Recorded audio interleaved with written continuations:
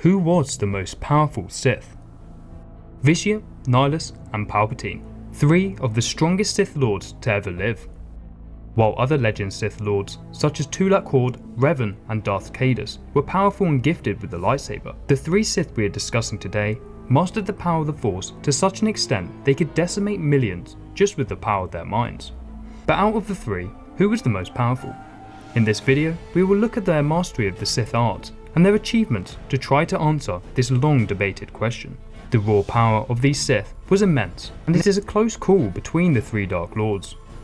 In Legends, a reborn Palpatine was highly skilled in the Force Storm ability. Palpatine was able to use this power to ravage the surface of planets, destroy whole fleets of starships, and teleport individuals thousands of light years across the galaxy. Theoretically, he could even use this power to move people or himself through time. Palpatine was also proficient in the use of Sith alchemy and Sith magic, although this was not his greatest strength, as so much Sith knowledge regarding these techniques had been lost by the time of the imperial era. Despite this, Sidious was still able to discover the ability of essence transfer, whereby he would dominate the mind of an individual and completely take over their body, granting him a form of immortality. Palpatine was also highly skilled in all 7 forms of lightsaber combat, going toe to toe with Yoda and defeating Maul and Savage Opress with relative ease. Palpatine was also a master manipulator, in part due to his ability to cloak himself using the Force, but also due to his intelligence and charisma.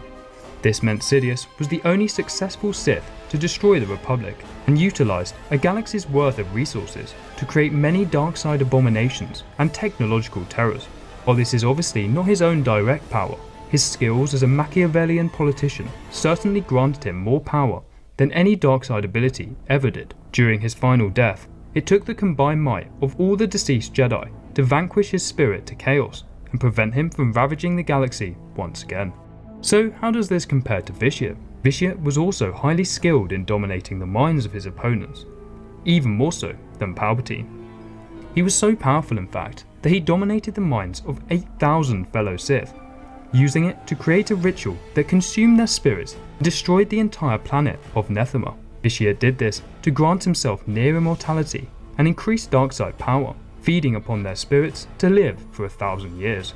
Vitiate's ultimate goal was to repeat this ritual, only this time using all life in the galaxy to grant him unlimited power. The ancient Sith Emperor was one of the most notable users of Sith alchemy and Sith magic, utilising many Sith artifacts and rituals to grant him a stronger connection to the dark side. Just like Sidious, Vitiate could use essence transfer, but to a much greater degree. As well as being able to transfer his consciousness to others when he was killed, he could also place parts of his spirit within unsuspecting victims. Most notably, he used this power to take over the mind of Valkorion, using the body to create the Eternal Empire in the unknown regions, even as he ruled over the Sith Empire. In regards to his lightsaber skills, this was not his strong suit. While he was still very skilled, he relied on the fact that he had various doppelgangers to prevent himself from dying, focusing on achieving power through the dark side rather than through lightsaber combat. Just like Palpatine, Vitiate's spirit was finally condemned to chaos by the combined might of many fallen Jedi, finally ending the ancient Sith's millennia-long rule. And last of all, we have Nihilus, the Lord of Hunger. Unlike Palpatine, Nihilus did not want to rule the galaxy. In a way, he was more similar to Vitiate, wanting to use his powers to consume all life in the galaxy. As he was a wound in the Force, Nihilus did not require the use of complex rituals to wreak havoc on the galaxy, and could consume the life force of an entire planet using only his mind. Nihilus was not very skilled with the lightsaber compared to other Sith Lords, but made up for it with his terrifying Force powers, and was even able to sever his opponent's connection to the Force, as he did with his master, Darth Caedus. Nihilus was unlike any other Sith, with the dark side consuming his entire body until only his dark soul remained. In this way, he was more akin to a dark side entity like the Sun or Abeloth.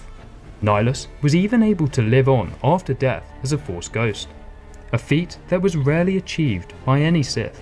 So overall, who was the most powerful?